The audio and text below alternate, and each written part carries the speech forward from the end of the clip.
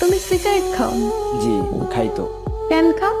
কেন খাই সেটা তো মুখে বলে প্রকাশ করতে পারবো না, তবে আমার একটা নির্ঘুম রাত যদি আপনার হাতে তুলে দিতে পারতাম তাহলে হয়তো আপনি বুঝতেন কেন আমি সিগারেট খাই।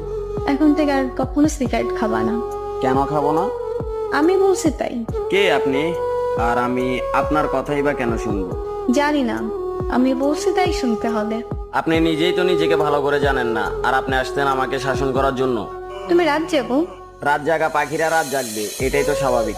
আজকে রাত থেকে ভালো ছেলের মতো তাড়াতাড়ি ঘুমিয়ে পড়বা। এই যে ম্যাডাম, 2-4টা ঘুমের ওষুধও আমাকে রাত জাগা থেকে বিরক্ত করতে পারে নাই, আর আপনার মুখের কথায় আমার রাত জাগা থেমে যাবে বললেই হলো। জি বললেই হবে।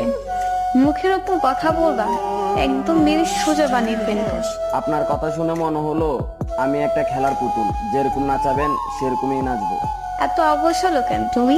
নিজেকে অগোছালো করে রাখতে ভালো লাগে তাই। নিজেকে গুছিয়ে রাখতে পারো না? যেখানে নিজের জীবনের প্রতি কোনো মায়া নেই সেখানে আর জীবনটা গুছিয়ে কি করবো? ও আচ্ছা, তুমি এত উৎসুক না কেন? খাওয়া দাওয়া ঠিক মতো করো না? পরিবারের জন্য মাথা ভর্তি টেনশন, প্রিয় মানুষের দেওয়া আঘাত। সকালের খানাটা ঘুমে ঘুমিয়ে চলে যায়, দুপুরের খানাটা বিকাল 5টায়, রাতের খানাটা রাত 3টায়। তাহলে চিন্তা করেন শরীরটার কতটা ভালো থাকবে। এত এলোমেলো হয়েছে কিভাবে? খেলার বয়স